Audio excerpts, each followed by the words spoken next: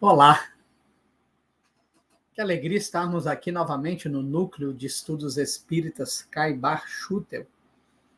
E hoje vamos refletir sobre uma lição de Emmanuel, né? Está aí na nossa tela, Somos de Deus, lição 84 do livro Vinha de Luz. Vamos então orar para darmos início às reflexões.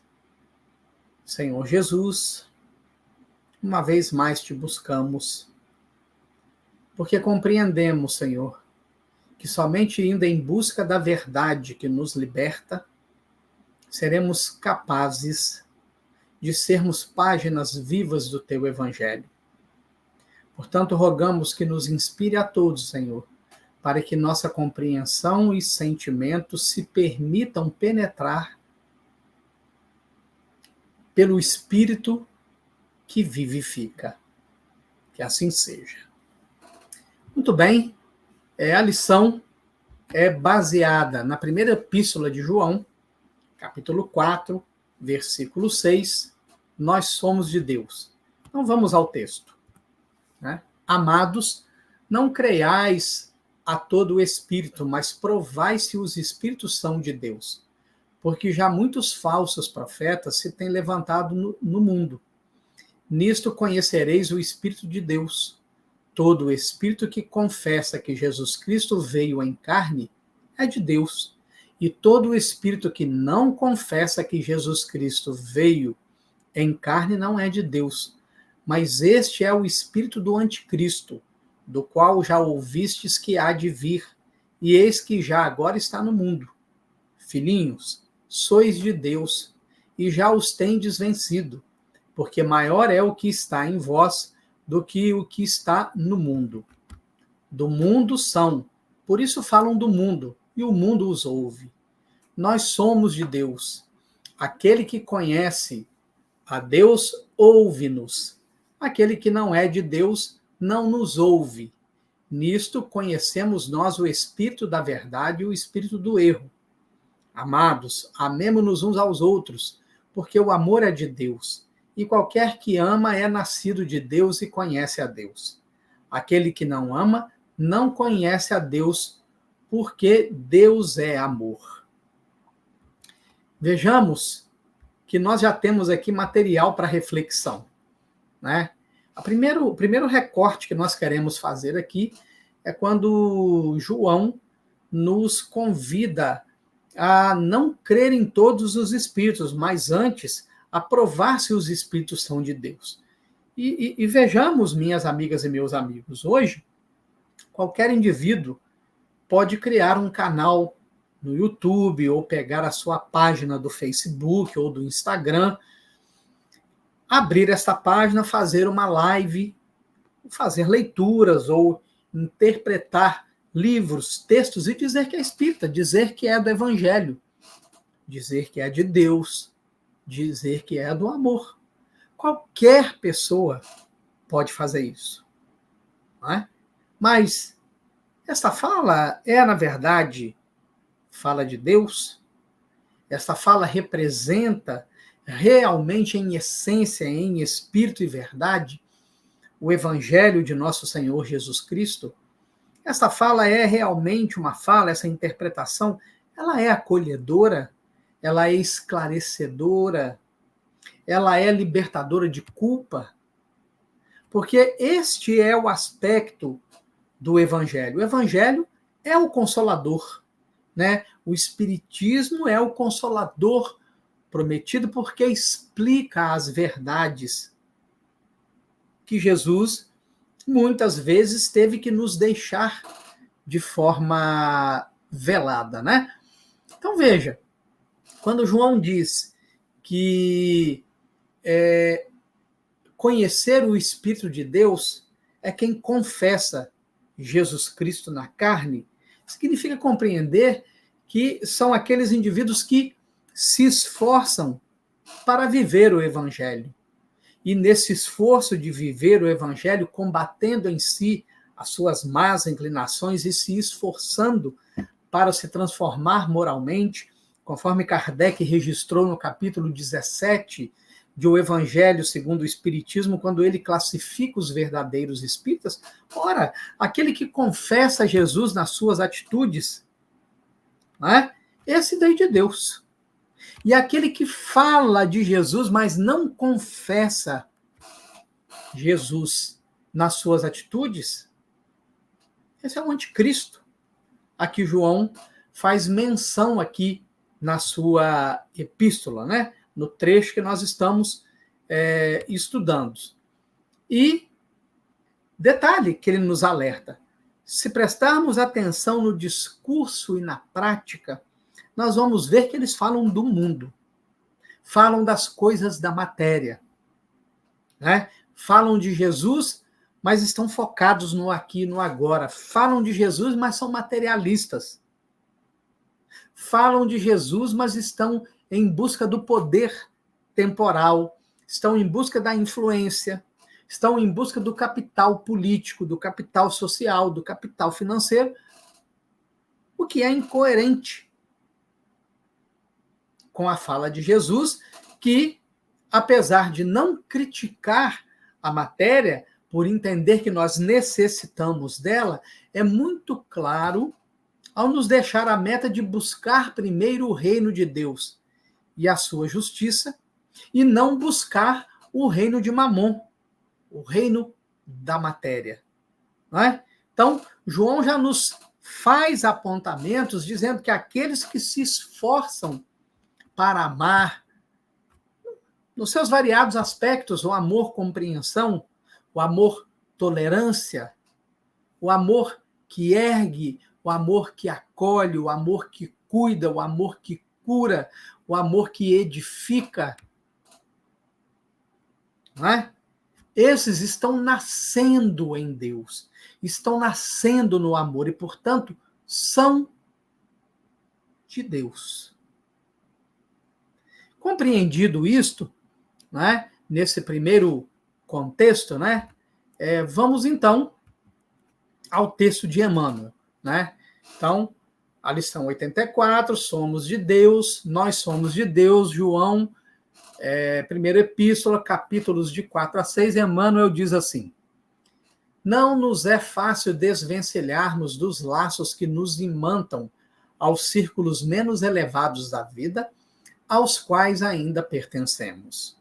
Apesar de nossa origem divina, 1000 obstáculos nos prendem à ideia de separação da paternidade celeste. Cega-nos o orgulho para a universalidade da vida. O egoísmo encarcera-nos o coração. A vaidade ergue-nos falso trono de favoritismo indébito, buscando afastar-nos da realidade. A ambição inferior precipita-nos em abismos de fantasia destruidora. A revolta forma tempestades de ódio sobre as nossas cabeças. A ansiedade...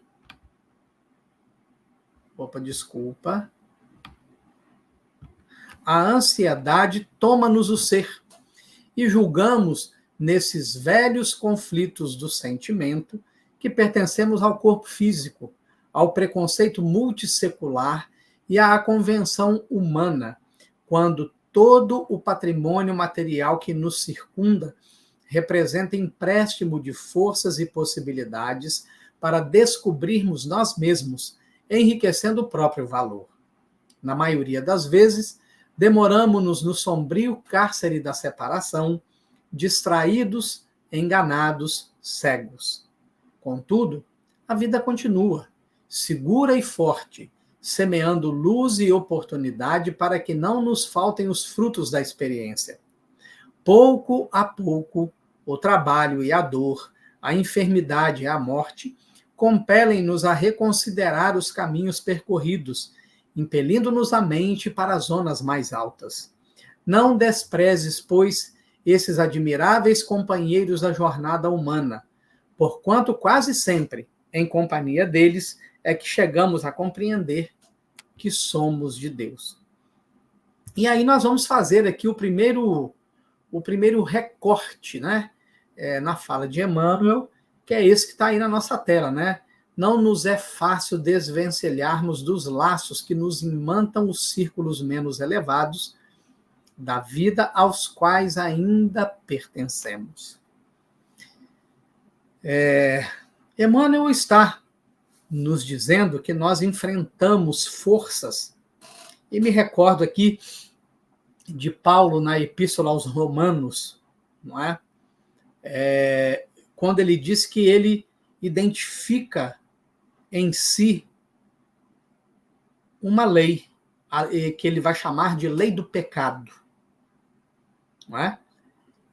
Que é a lei de quando nós estamos reencarnados e sofrendo toda essa influência da matéria, a influência do meio, a influência espiritual inferior, que nos convida, nos compele à manutenção dos vícios e das paixões, do egoísmo, e de outro lado, o Evangelho que nos convida ao superior, ao nobre, aquilo que é sublime. E não é fácil, porque nós trazemos séculos e séculos deste materialismo, né?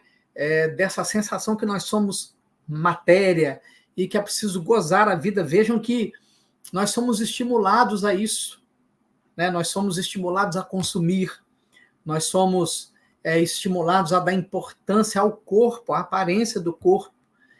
Nós somos estimulados a sermos vencedores, a sermos os primeiros, a sermos importantes, a sermos admirados, a sermos os vencedores.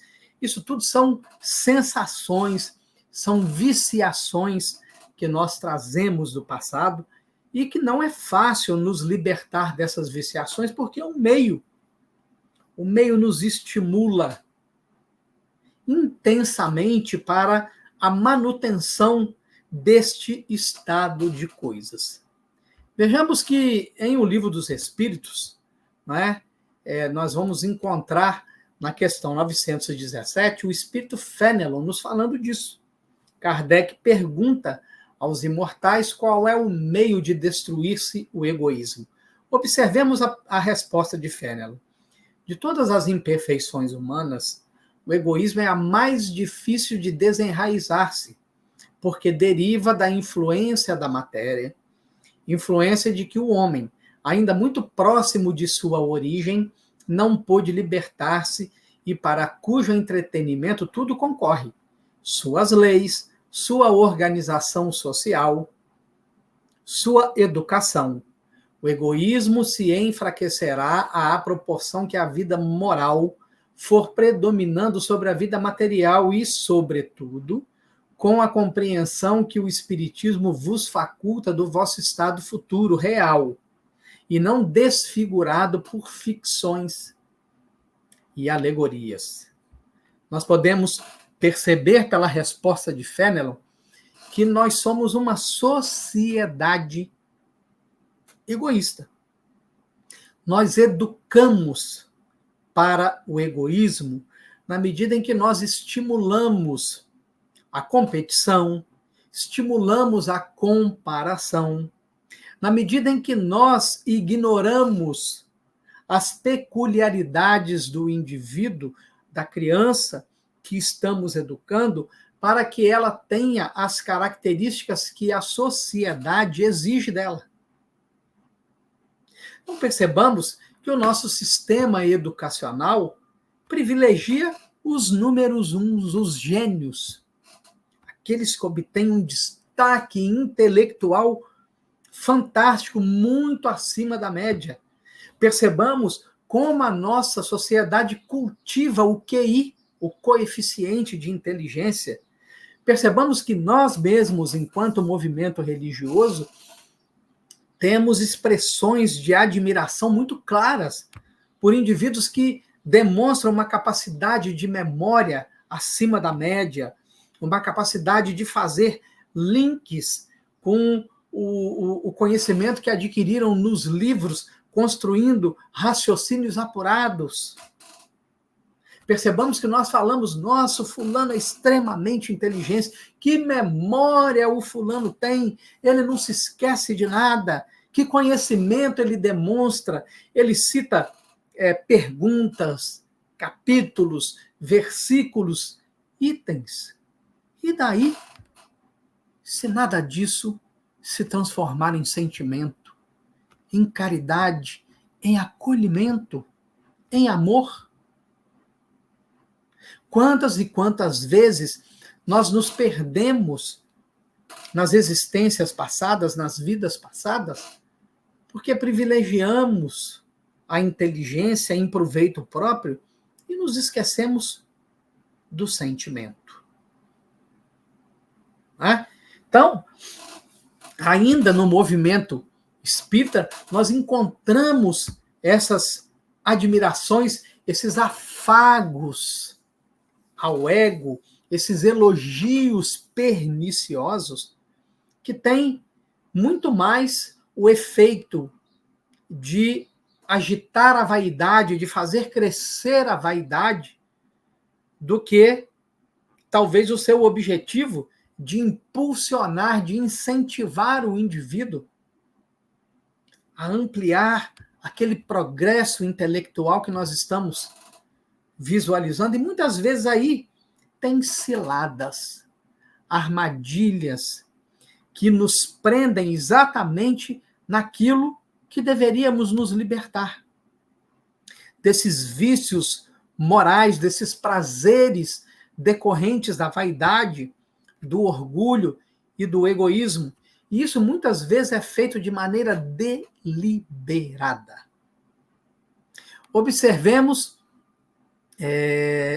uma outra questão que Kardec dirige aos imortais, a questão 465, quando ele pergunta assim: com que fim os espíritos imperfeitos nos induzem ao mal? Resposta: para que sofrais como eles sofrem. E isso lhes diminui os sofrimentos? Não, mas fazem-no por inveja, por não poderem suportar que haja seres felizes. De que natureza é o sofrimento que procuram infligir aos outros? Os que resultam de ser de ordem inferior à criatura e de estar afastada de Deus. Percebemos? Quando companheiros de ideal vêm e nos exaltam as qualidades, não é? Falam que nós somos evoluídos pelo verbo, pela memória, pela inteligência, muitas vezes nós estamos caindo numa cilada. A cilada da vaidade, a cilada do orgulho, a cilada de nos sentirmos superiores aos outros. E quando nos sentimos assim, percebam, eu não preciso me esforçar para combater as minhas más inclinações, porque me dizem que eu sou superior. Me dizem que eu tenho uma memória prodigiosa. Me dizem que a minha oratória é brilhante. E aí eu me mantenho no nível inferior e distanciado de Deus. Cilada, armadilha.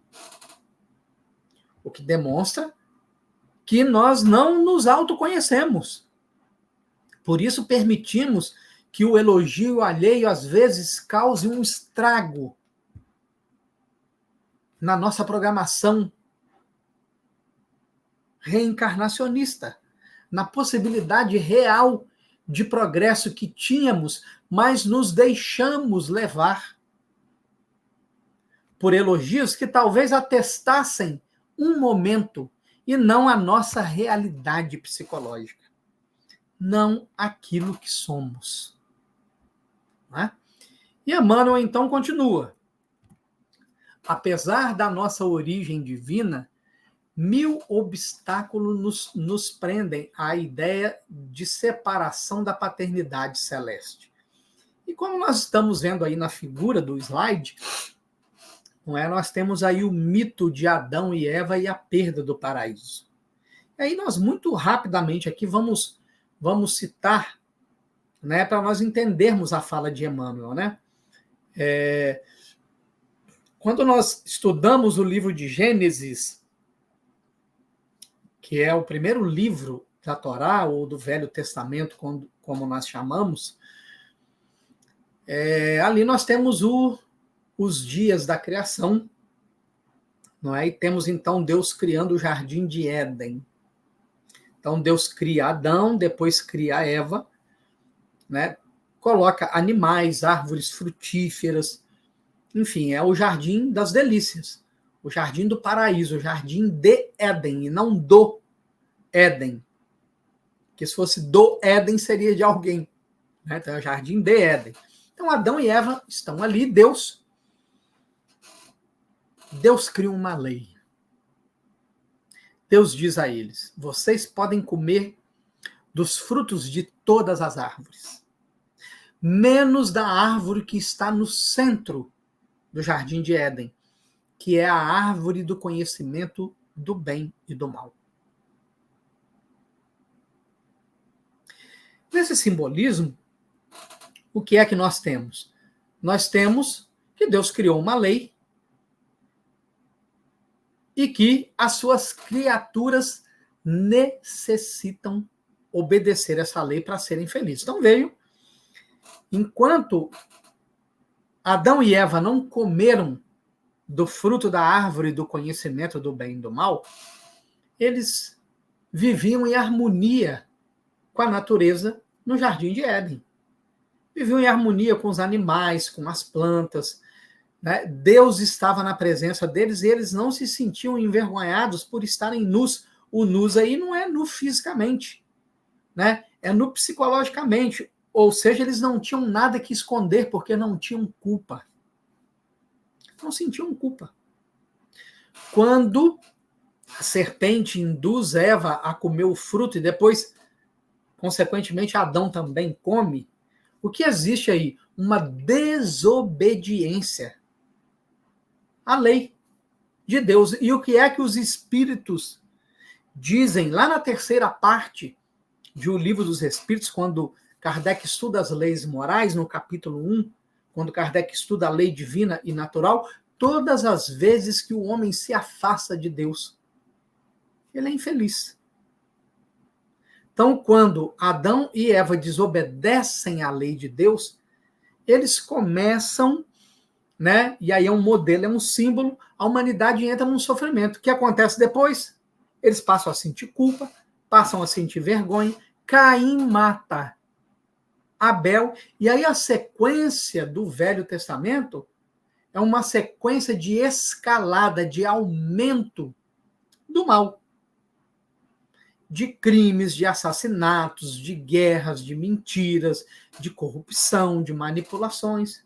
Então, esse é o resultado do nosso apartamento, né, de estarmos apartados de Deus, separados de Deus, distantes de Deus, de termos desobedecido a Deus e de continuarmos desobedecendo a Deus. Ora, se Deus é amor, conforme João Evangelista nos falou ainda há pouco, toda atitude que nos distancia do amor é uma atitude que nos distancia de Deus. Então vejamos como é que nós nos mantemos distantes de Deus, apartados dessa paternidade celeste. Vamos lá? Cega-nos o orgulho para a universalidade da vida. Ou seja, continuamos negando a imortalidade da alma, continuamos negando a reencarnação, continuamos negando a comunicabilidade dos espíritos, continuamos negando a paternidade celeste, continuamos negando a pluralidade dos mundos habitados. E esses 5 princípios que nós colocamos aqui, os espíritos vão chamar de verdades espirituais básicas. Por que elas são básicas? Verdades espirituais básicas. Porque só há vida real em cima, assentado, desenvolvida a partir dessas verdades, mas o homem que apartou-se de Deus e decidiu construir um caminho de felicidade separado da paternidade celeste, por orgulho quer construir a própria felicidade, jamais conseguirá, e enquanto ele nega, ele está separado da paternidade celeste. O egoísmo encarcera-nos o coração, porque, novamente, se Deus é amor, não é? E o egoísmo é a antítese do amor. Os espíritos são claros na codificação. Se a caridade é a mãe de todas as virtudes, o egoísmo é o pai de todos os vícios. Ora, logo, egoísmo e virtudes são incompatíveis. Egoísmo e caridade são incompatíveis. Então, enquanto eu mantenho o meu coração no egoísmo, eu estou separado da paternidade celeste.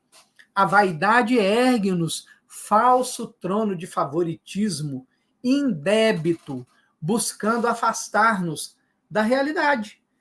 O vaidoso, como nós dizíamos, né, recebemos o elogio, né, recebemos o estímulo, né, recebemos a admiração, e aí nos achamos superiores. Consideramos que nós não precisamos engendrar esforços para vencer os nossos vícios morais. E aí me acho no direito de exigir, porque sou privilegiado. Logo, eu estou separado da paternidade celeste. Né? A ambição inferior precipita-nos em abismos de fantasia destruidora. E aqui, vejamos que interessante. Olha bem, Emmanuel nos fala de ambição inferior, ambição pelas conquistas do mundo, ambição pelos valores da matéria, ambição pelos desejos sensoriais, pelos desejos da carne, porque a ambição superior, ou seja, o desejar melhorar-se, o querer melhorar-se, o querer estar num patamar emocional, mental, espiritual, numa vida superior, é bem-vindo. Nos leva ao desapego das coisas materiais que cria em nós fantasia destruidora para a realidade de quem nós somos, do estágio em que estamos e do que necessitamos fazer para alcançar a vida abundante que Jesus nos prometeu. A revolta forma tempestades de ódio sobre as nossas cabeças quando os nossos planos se chocam com os planos divinos, e os planos divinos são diferentes dos nossos. Porque quando a nossa vontade está em sintonia com a vontade de Deus, céu de brigadeiro, vida que flui. Mas quando a vontade divina é diferente da nossa, ao invés de nós ajustarmos-nos à vontade divina, nós brigamos com Deus. Nós insistimos na nossa vontade. E quando a nossa vontade não se realiza no tempo em que queremos e como queremos, muitos nos revoltamos, né? A ansiedade fere-nos o ser, porque, lógico, passamos a temer o futuro. E não apenas passamos a temer o futuro. Nós já temos gravado no nosso psiquismo inúmeras vezes o nosso pós-desencarne. Nós temos gravados no nosso psiquismo aonde as nossas más escolhas nos levaram. E a dor e o sofrimento que nós tivemos que encarar. Então nós temos intuição disso. Nós sabemos aonde isso vai nos levar. E é assim que nos mantemos separados da paternidade celeste. E então, Emmanuel continua. E julgamos, nesses velhos conflitos do sentimento, que pertencemos ao corpo físico, ao preconceito multissecular e à convenção humana, quando todo o patrimônio material que nos circunda representa empréstimo de forças e possibilidades para descobrirmos nós mesmos, enriquecendo o próprio valor. Aqui está o materialismo. nos sentirmos do corpo, da carne. A lei do pecado, a que Paulo mencionou na epístola aos Romanos. Lá naquela epístola, para completar o meu raciocínio ali de trás, Paulo dizia que ele reconhecia em si a lei do corpo, mas reconhecia em si o ser interior, o ser espiritual. E ele percebia que a lei do corpo e o ser espiritual digladiavam, porque o ser espiritual desejava uma coisa, mas a lei do corpo o influenciava, através dos desejos, para outra coisa diversa daquela que o ser interior espiritual queria. E ele percebia essa briga, essa luta interna, que vai, então, se desdobrar na sua fala. O bem que eu quero fazer, eu não consigo. E o mal que eu não quero fazer, eu faço. Esse é o efeito do materialismo, de nos sentirmos matéria, de nos sentirmos corpo. Nós damos pouca atenção à vida futura, damos pouca atenção ao que é espiritual. Quando, diante das escolhas, privilegiamos o aqui e o agora em detrimento do amanhã, do futuro. Então, ao invés de renunciarmos e sacrificarmos os vícios e as paixões para construir o amanhã de liberdade espiritual, construir o amanhã no meio dos nossos pares, daqueles que já vivem o evangelho, daqueles que já se conscientizaram da caridade, do amor, da renovação intelecto-moral, do cultivo dos valores da vida superior, nós escolhemos para o aqui e para o agora. Então, na verdade, quando nós escolhemos para o aqui e para o agora, nós renunciamos e sacrificamos a vida futura. E quando nós renunciamos o aqui e o agora, enquanto vícios e paixões decorrentes do egoísmo e do orgulho, nós privilegiamos, elegemos a vida futura. Quando eu falo desapegar, sacrificar, não estou dizendo de desprezar a matéria, porque a matéria nos é necessária.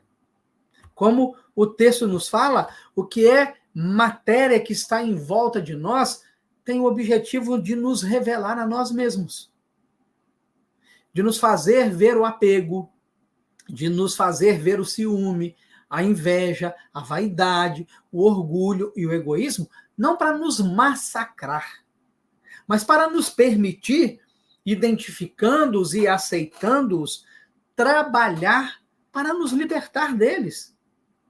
E é por isso que nós convivemos com os nossos pares, com egoístas, como nós somos egoístas, com orgulhosos, como nós somos orgulhosos, com vaidosos, como nós somos vaidosos, com covardes, como nós somos covardes, com hipócritas, como nós somos hipócritas, porque, vendo esses reflexos no comportamento alheio, estamos vendo projeções de nós mesmos.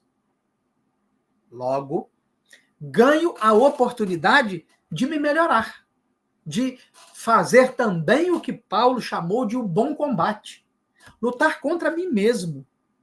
Lutar contra os meus demônios internos. Trabalhar para clarear a minha sombra psicológica. De atacar o Satanás, o opositor, à luz que há dentro de mim. De diminuir a influência do que Paulo chamou de lei do pecado. E, consequentemente, diminuir a influência das mentes desencarnadas e das mentes encarnadas que não admitem que eu melhore. Porque isso vai fazê-los sentir-se infelizes. Então, Emmanuel continua. na maioria das vezes, demoramos-nos no sombrio cárcere da separação, distraídos, enganados e cegos. Escolhemos permanecer separados da paternidade celeste. A proposta de quando entramos pelo berço, pela porta do berço, era que saíssemos pela porta do túmulo melhores. Estamos hoje melhores do que há 10 anos atrás? A vaidade que tínhamos há 10 anos atrás é a mesma de hoje, ou nós já a combatemos e ela já diminuiu? O orgulho que tínhamos há 10 anos atrás é o mesmo de hoje, ou nós já o combatemos diminuindo? A maledicência que tínhamos há 10 anos atrás continua a mesma, ou nós já diminuímos tendo-a combatido? Porque se nós não combatemos, se nós continuamos na infeliz postura de responsabilizar o outro, de acusar o outro, de julgar o outro, de trabalhar para que o outro não se melhore e continue no mesmo patamar em que eu estou, eu continuo separado da paternidade celeste. E é por isso que Jesus fala, não é, que aquele que fizer a um dos pequeninos o evangelho, a caridade, o amor, é a ele mesmo que o faz e receberá o cêntuplo, 100 vezes. 100 vezes. Então, muitos de nós entramos no berço, saímos pela porta do túmulo, apartados, separados da paternidade celeste. Continuamos tão ou mais materializados do que quando entramos pela porta do berço.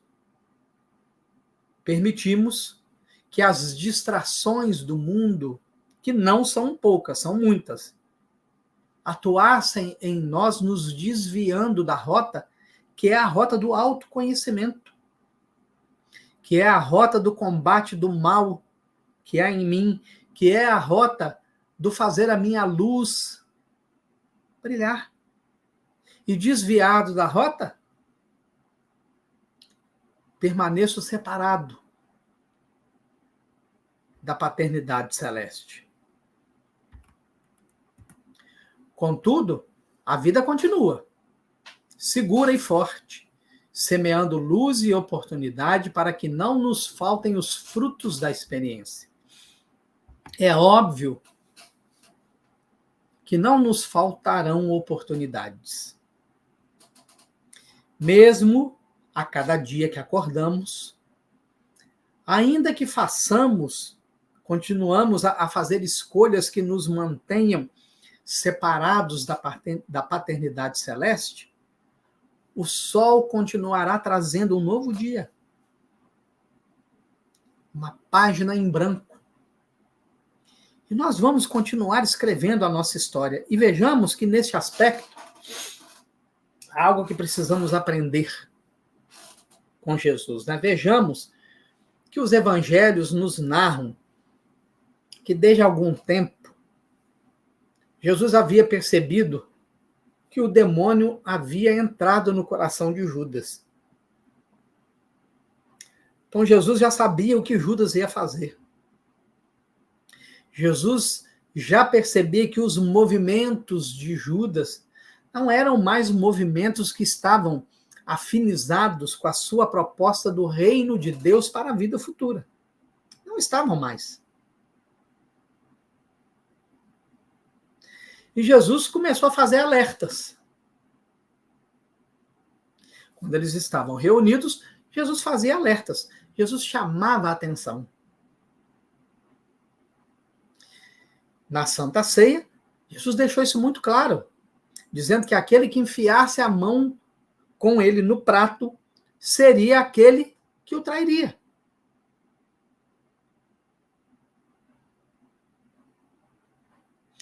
Então, quando Judas vem no Horto das Oliveiras trazendo consigo aqueles que prenderiam Jesus, percebam, até o último momento, Jesus deu a ele a oportunidade do arrependimento, da mudança de rota. E nós vamos até o último suspiro no corpo físico, com oportunidades cotidianas de mudança de rota. E mesmo se sairmos pelo túmulo, sem termos mudado a direção infeliz que temos dado às nossas vidas, se assim identificamos, a lei divina nos garante novas oportunidades. Óbvio. Claro que talvez não tão pródigas quanto as que temos agora. Quando temos a nosso favor a saúde do corpo, a saúde mental, a capacidade intelectual, os meios, as ferramentas para estudar, para nos conhecer, as profissões da ciência estão aí, da psicologia, estão aí como auxiliares do espírito imortal. Talvez não tenhamos tão boas condições. Porque, por exemplo, muito provavelmente vamos reencarnar no planeta Terra, mas imaginemos que, por exemplo, reencarnemos numa tribo na Amazônia, ou entre os aborígenes na Austrália, distantes dos recursos tecnológicos, distantes dos recursos psicológicos e da medicina. Percebemos? Nós vamos estar no planeta Terra, mas impedidos de acessar esses recursos. Então, mesmo estando aqui, talvez nós não tenhamos uma condição tão boa quanto a de agora. A vida, portanto, continua. Ela vai continuar nos dando oportunidades. Mas cabe a cada um de nós nos apropriar destas oportunidades para a construção do homem novo, para o surgir do homem renovado, do homem evangelizado, ou como Kardec nomeou, o homem de bem. Aquele que pratica a lei de justiça, de amor e de caridade na sua expressão máxima, da qual Jesus é o tipo mais perfeito que Deus nos ofereceu como modelo e guia.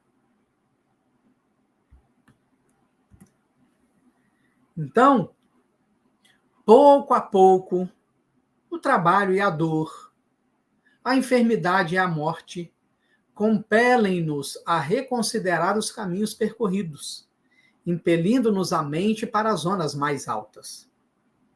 Não desprezes, pois, esses admiráveis companheiros da jornada humana, porquanto, quase sempre, em companhia deles, é que chegamos a compreender que somos de Deus. É interessante pensarmos, né, o trabalho, a dor, a enfermidade e a morte. Por quê? Porque quando desencarnamos, a nossa perspectiva muda, o nosso olhar muda, o nosso ponto de vista muda. Aqui na carne, muitas vezes dizemos assim: eu não quero reencarnar mulher, ou a mulher diz: eu não quero reencarnar homem. Mas desprovidos do corpo físico, e Kardec não deixou esse aspecto de fora da codificação, ele pergunta se o homem tem preferência de reencarnar como homem ou como mulher, e os espíritos superiores respondem para ele que tanto faz. O que determina se vai encarnar como homem ou como mulher é a necessidade de evolução. Então, lá, a escolha é feita pela necessidade de evolução. Então, é a morte que vai renovar ideias, ideais,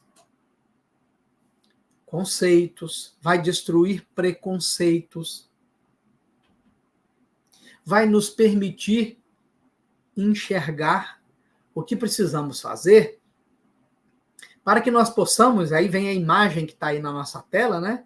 Que é o símbolo da escada de Jacó, é quando os anjos desciam do céu e tocavam a terra, no movimento constante de ir e vir, para que nós um dia estejamos nesse fluxo.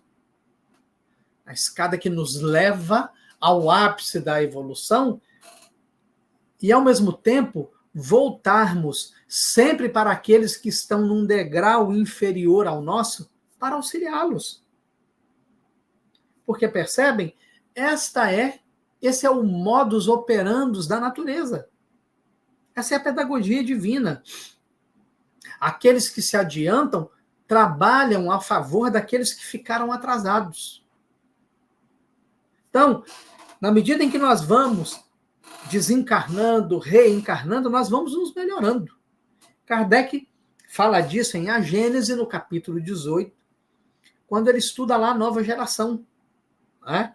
E ele vai falar exatamente isso. Vai embora aqui da Terra os espíritos recalcitrantes no mal.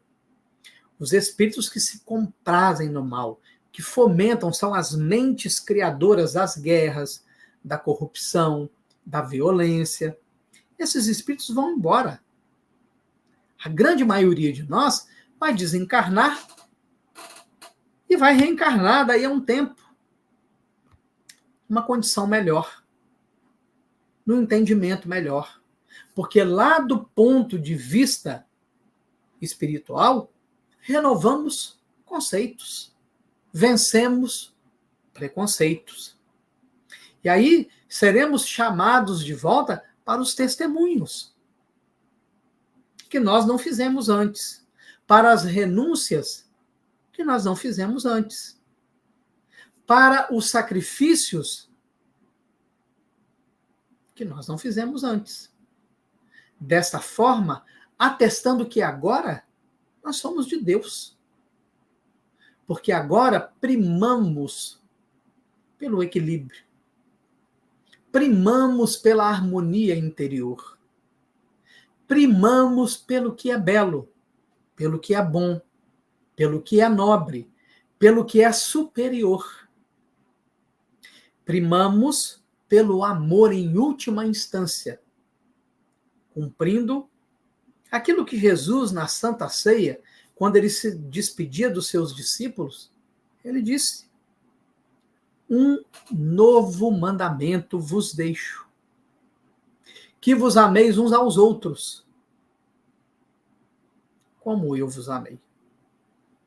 E nos amando, seremos de Deus. Nos amando uns aos outros, somos de Deus. Amando a nós mesmos, sem os excessos da vaidade, do orgulho, do egoísmo, somos de Deus. E nos amando, amando os semelhantes, amamos a Deus sobre todas as coisas, atestando que a partir de agora não estamos mais separados da paternidade celestial e estamos prontos para o banquete, forma simbólica que Jesus fala sobre os gozos da alma. Estamos prontos para o banquete que desde sempre está preparado, nos aguardando.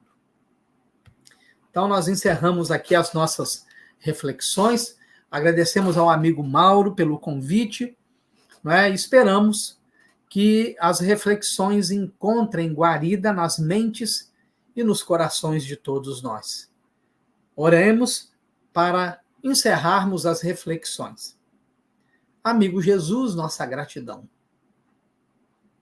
Gratidão porque nesta hora terapêutica, concentrados em nos estudar a partir do texto, podemos nos ver um pouco mais claramente e compreender pelos insights que surgiram a partir dessas reflexões. Onde está, de um lado, o mal que necessitamos combater, de outro, o bem que nós necessitamos vitalizar, ampliar. E te rogamos força, Senhor, nesta luta entre trevas e luz que acontece primeiramente dentro de nós, para que possamos fazer com que a luz vença as trevas, o bem vença o mal e, finalmente, estejamos inseridos em um só pastor e um só rebanho. Que assim seja. Nossa gratidão. Tchau, tchau.